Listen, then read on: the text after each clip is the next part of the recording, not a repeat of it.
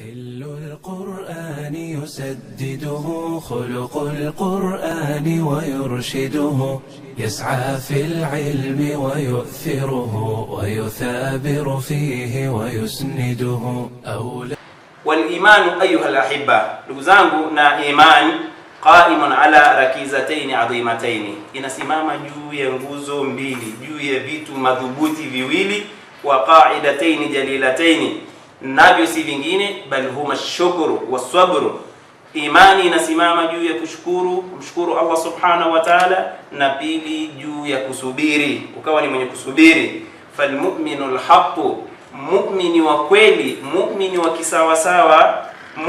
kisawasawa huwa man shakara Allah fi raha, ni yule ambaye atakuwa na sifa ya kumshukuru Allah subhanahu wa ta'ala anapokuwa katika hali ya raha. Yani anapokuwa na raha, basi anarejesha shukurani kwa Allah subhanahu wa ta'ala, kwa kuwa Allah amempa afya, Allah amempatia kipato, Allah amemruzuku hiki na kile na kile, na yuko mzima wa afya, hana magonjwa, hana nini, akawa anarejesha shukurani kwa Allah subhanahu wa ta'ala. Wa inda an-na'ma, bali pia anapokuwa katika neema, yataqallabu, akiwa ni mwenye kugeuka katika neema za Allah subhanahu wa ta'ala, akawa anarejesha shukurani kwa Allah subhanahu wa ta'ala.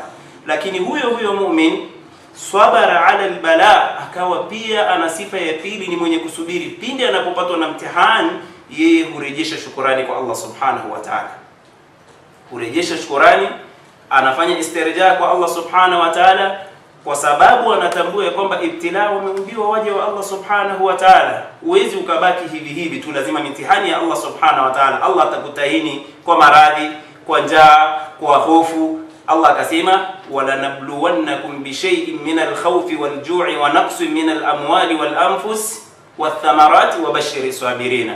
Tutakutahinini, tutakupeni mitihani kwa mambo mbalimbali, kwa njaa, kwa hofu, kwa kuondokewa na watu wenu, vipenzi vyenu, na mambo mengi miongoni mwa ibtilaati ambazo Allah subhanahu wa ta'ala ameziandaa kwa waja wake. Lakini mwisho wa siku Allah akasema wabashiri sabirina, wape bishara njema wale watakaokuwa na sifa ya kusubiri. Allah akasema wape bishara njema wale watakaokuwa na sifa ya kusubiri, pindi anapopatwa na mtihani akawa ni mwenye kurejea. Wapi Allah akasema mwenye kusubiri ni wapi? Akasema alladhina idha asabatuhum musiba qalu inna lillahi wa inna ilayhi raji'un, ni wale ambao pindi wanapopatwa na maswaib mbalimbali, wao hurejea kwa Allah subhanahu wa ta'ala kwa kusema hakika yetu sisi ni wa Allah subhanahu wa ta'ala, na kwake yeye Allah subhanahu wa ta'ala sisi ndipo tutakaporejea. Hatuna marejeo mengine isipokuwa wanayakini fika kwamba kwa Allah subhanahu wa ta'ala watakuwa ni wenye kurejea. Wana nini hawa baada ya kuwa kwamba wamepewa mitihani na Allah subhanahu wa ta'ala, wakasubiri, na kama pia walikuwa kwenye neema wakawa ni wenye kumshukuru Allah subhanahu wa ta'ala? Allah akasema ulaika alaihim salawatun min rabbihim wa rahma, hawa watakuwa na baraka tele zitokazo kwa Allah subhanahu wa ta'ala, sio baraka tu bali wa rahma, na rahma za Allah subhanahu wa ta'ala. Wa ulaika humul muhtadun, na hawa watakuwa ndio wenye kuongoka. Ndugu katika imani, ujira wa subira ni mkubwa sana. Ikiwa Allah amekutahini na ukaweza kusubiri katika mtihani ambao amekupa Allah subhanahu wa ta'ala, basi tambua ya kwamba utakuwa na ujira ambao ni mkubwa, ujira ambao hauna mahesabu. Yaqulu Allahu azza wa jalla inma yuwaffa as-sabiruna ajrahum bighairi hisab, hakika Allah subhanahu wa ta'ala humlipa mja wake ujira ambao hauna mahesabu. Wakati mwingine unaweza kaambia kwamba mtu akifanya jambo fulani atalipwa kitu fulani, akifanya jambo fulani atalipwa kitu fulani, lakini kwenye suala la ibada ya subra ni miongoni mwa zile ibadati ambazo Allah yeye mwenyewe ndo anajua siri kwamba anamlipa nini mja wake. Inma yuwaffa as-sabiruna ajrahum bighairi hisab, analipo pasina ya kuhesabia kwamba labda ni kiasi fulani, la. Yani kama vile katika ibada ya saum Allah subhanahu wa ta'ala aliposema kullu amali ibn adam lahu, amali yoyote anayofanya ya mja wa Allah subhanahu wa ta'ala hiyo ni yake yeye, illa saum, Allah akafanya istithna akasema isipokuwa saum, fa innahu li, hakika hiyo ni yangu mimi, wa ana ajizi bihi, na mimi ndiye ninayejua kwamba ni kipi ambacho nitakachomlipa huyu mja wangu. Kwa nini?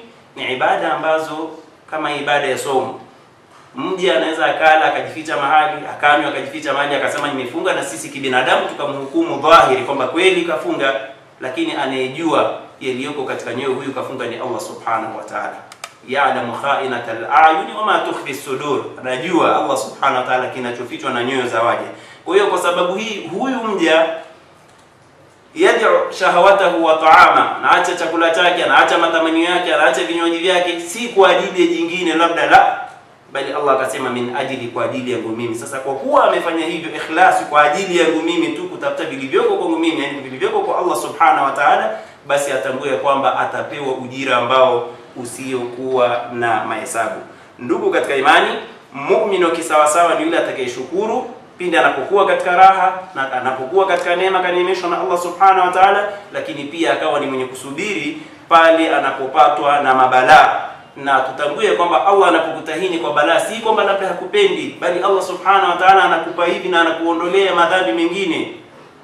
Katika maneno ya Mtume sallallahu alaihi wasallam anasema, mje wa Allah subhanahu wa ta'ala wakati mwingine anaweza kaandamwa na mabalaa, linatoka jambo hili, linatoka mara mtoto ameugua, mara mke ameumwa, mara huyu kalazwa, mara gari imeanguka, mara nyumba imeanguka, mara hivi mara vile, mpaka ikafika wakati akawa anatembea katika ardhi wa laisa lahu khatia, na kwamba akawa hana kosa la aina yoyote, yani akawa hana dhambi yoyote.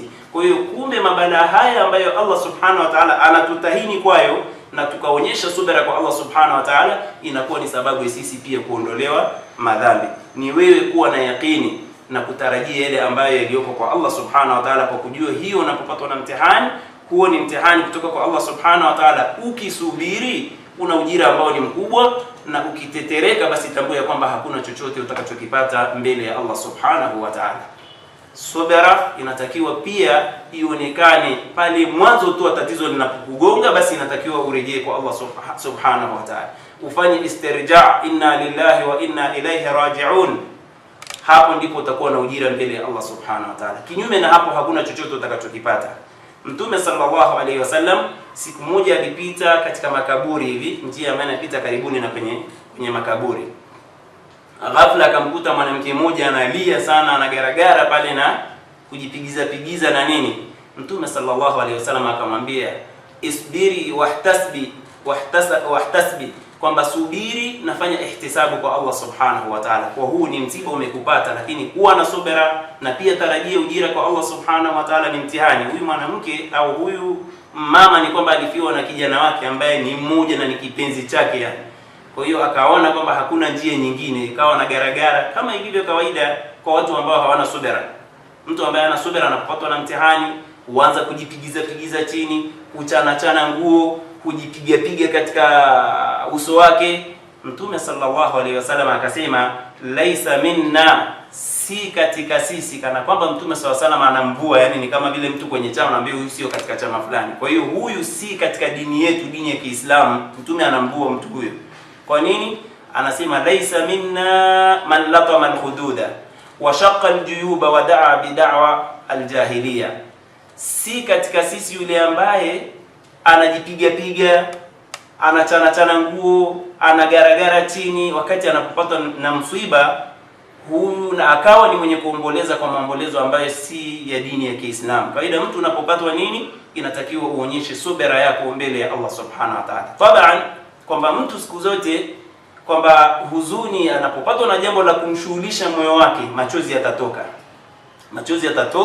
na hiyo kuonyesha dalili ya kwamba siku zote moyo umeumia, basi machozi yakitoka kilichoumia ni moyo hapo hivi. Kwa hiyo kama mazingira ni hayo, machozi yanapotoka ni kuonyesha kwamba moyo umeumia. Kwa hiyo hata wewe unapopatwa na matatizo inatakiwa ufanye subira. Machozi yatatoka taban, lakini inatakiwa uonyeshe subira, si uanze kupiga makelele, kugaragara, kuchana nguo kama ilivyo kwa wengi, na hasa kwa upande wa madada zetu ama mama zetu, ndio ambao wameangukia katika mtihani huo sana. Ni mtihani, ukifiwa na mtoto ni mtihani, ukifiwa na mama ni mtihani, na baba ni mtihani. Yote hiyo natakiwa ujue kwamba hizi ni amana Allah kakupatia. Chukulia mfano kwamba mtu kakupatia kifaa chake, labda hiyo ni gari yake, ni simu yake, ni chochote kile, nishikie. Sasa anapokuja kukihitaji utakasirika? Na hizi nafsi ambazo tuko nazo, hizi ni amana Allah subhanahu wa ta'ala katupa sisi, lakini siku Allah akizitaka, kwa nini uzunike? Kinatakiwa wewe na mimi tuonyeshe tu subira, na tutapata ujira ambao ni mkubwa kabisa mbele ya Allah subhanahu wa ta'ala.